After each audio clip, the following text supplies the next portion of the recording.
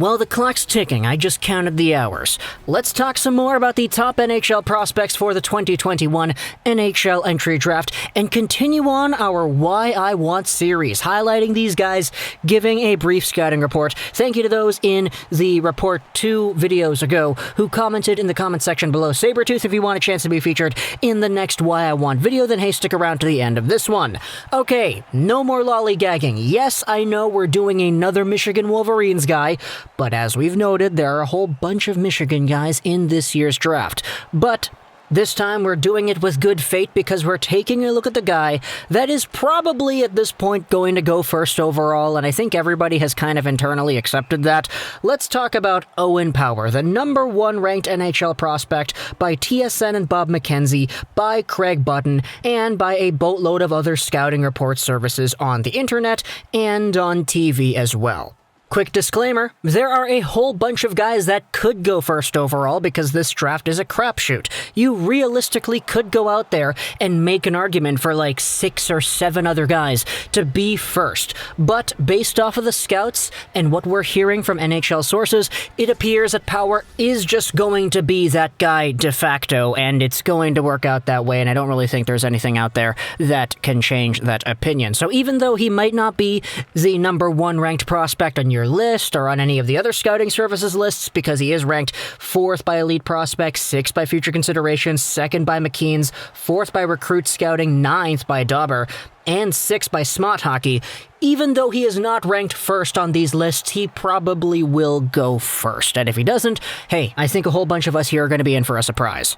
But Owen Power is a left-handed defenseman, a big guy, 6'5", 214 pounds, born in November of 2002, making him one of the oldest guys in this year's entry draft, but he is by far one of the most physically demanding and physically mature guys in this crop of players. He's a left-handed guy who wrapped up his rookie season with the University of Michigan Wolverines, and of course, as a big behemoth on the blue line, he was a force to be reckoned with. He put up 16 points in 26 games played, which isn't actually in the same tier of guys we have seen in the past like Cale Makar or Quinn Hughes or whatever, but it still is a pretty good number. Playing for Team Canada this year at the World Championships, he's at 3 assists in 6 games played as I record this audio. He's actually been playing a lot better as the tournament has gone on. People have noted his overall skill set being put on full display for a Canadian team that is definitely one of the weakest we have seen in a while at these World Championships. Owen Power put his name on the map a year ago when he suited up for the Chicago Steel in his 2nd year.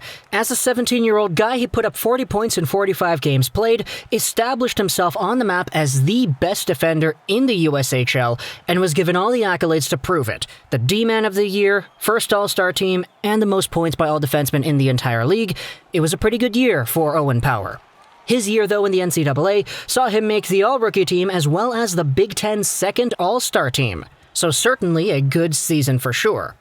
As we noted, the offensive production was not akin to some of these really top-quality NCAA guys like Quinn Hughes or Cale Makar or Adam Fox when they stepped into the leagues, but when you're comparing Owen Power to some of the other defensemen who have played in the NCAA as freshmen, the biggest thing, quite literally the biggest thing that Owen Power has over these players is his size. As we noted, 6'5", he's 200 plus pounds, he is a monster out there, and his overall skill set is so intriguing to the point that you could totally understand why scouts are going out there saying that this guy should be the first overall pick. At his best, Owen Power is an offensive defenseman who is capable of picking the puck up in his own zone, whizzing by a few guys like a freight train, and breaking into the offensive zone with control.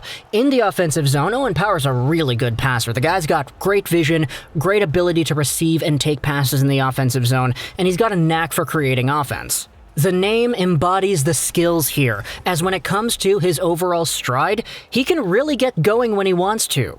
It's not consistent, you won't see that all the time, but when he really decides to turn it on, he can go. He generates a lot of power throughout his crossovers, and he generates a ton of power in his big booming slap shot. This guy's got an absolutely enormous frame.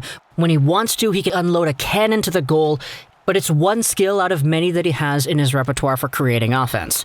Now, off the puck is where you start to get into an interesting discussion with Owen Power, because this is a guy who, when it comes to his defensive transitional game, there are some things to talk about. I will say, I am being really nitpicky because he's supposed to be the first overall guy, so when it comes to the pros and the cons, especially in a year like this, where the first overall pick shouldn't be as guaranteed as the Lafrenières and the Hugheses, there are a little bit more conversations that I think you could have when it comes to the cons of the top guys. This is a scouting report from SmotHockey.com, and they talk about Owen Power and what exactly it is that he does on the defensive side of the game. While Owen Power customarily patrols the left side of the ice when his D partner, usually Nick Blankenburg, is stuck out in a jam behind the red line, he will alternate sides and provide additional support. But if Owen Power has his back turned towards the attack, he will struggle to dodge the forecheck. Power needs to work on using his peripheral vision to identify the forechecker and develop quick pivots to muscle around the forechecker to avoid coughing up the puck. This scouting report, by the way, really good in-depth look as to Owen Power and the overall package that he has. Talks about a few of the things that we've highlighted here as well. Now, when it comes to comparisons, the big one that everybody likes to bring up on TV is Victor Hedman, another guy who's a big player who can transition the game effectively, either with a good breakout pass, by leading the rush himself, or by just holding back and seeing what other options are available. Victor Hedman is a top-of-the-line NHL defenseman, but if you're drafting Owen Power expecting him to become a Victor Hedman, there's got to be a lot that goes right in order for that to happen. Firstly, I'm not too sure how projectable his ceiling is when it comes to being that number one guy, that literally top-of-the-league guy that Victor Hedman is. Secondly, there are indeed some other fundamentals that you need to work on with Owen Power when it comes to his defensive awareness as well as his ability to pivot.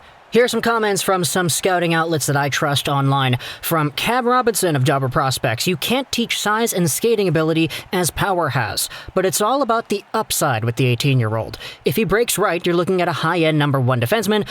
I just wonder about the decision-making. There are a few other scouting reports going over his decision-making, talking about how he doesn't really do good under pressure, this and that. There are other reports, though. This is the one from the Hockey News, where they interviewed Dan Ninkovich, the program coordinator at BTNL, a sports performance center that works with a range of prospects and NHL players.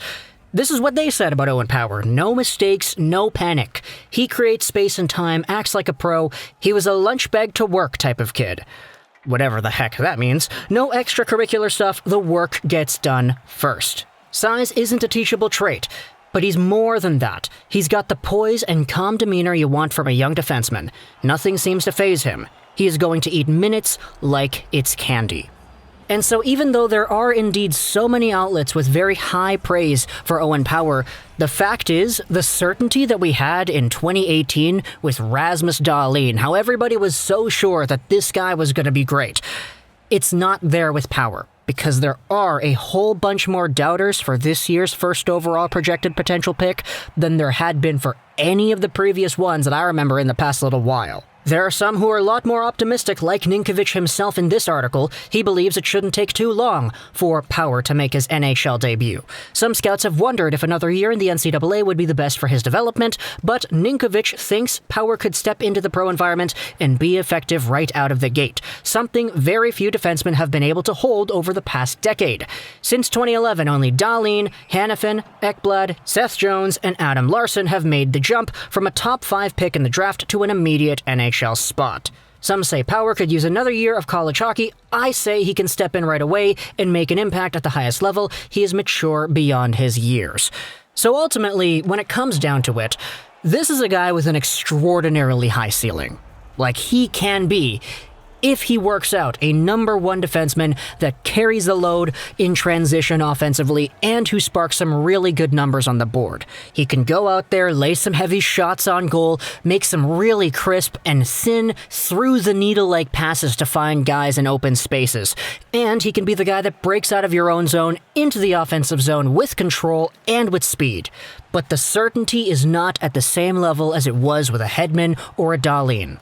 The ceiling is really high, but you can very well debate how likely it is that he fulfills his true ceiling. It's going to depend on whichever team drafts him and which direction they decide to take his development. Do they rush him into the NHL right away? Do they give him another year in Michigan and say, okay, You're going to be the guy here. We want you to have your Cam York, Quinn Hughes, Zach Werenski second year in the Michigan system and absolutely tear the house down, and then you can come over in an NHL spot.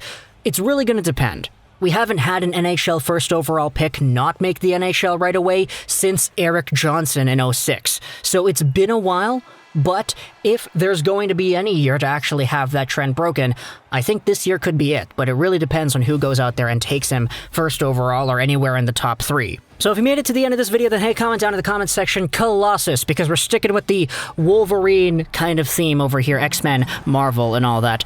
If you made it to the end, thank you so much for sticking around. Comment down Colossus. Also talk to me in the comments what you think about Power, the scouting report. If your team is drafting this guy, would you actually want it to happen? And depending on where he goes, I think this conversation can change a lot as well. So talk to me in the comments about all that stuff, Power, the draft, the prospects, his development. I hope you enjoyed this video. Trolls99, and bye.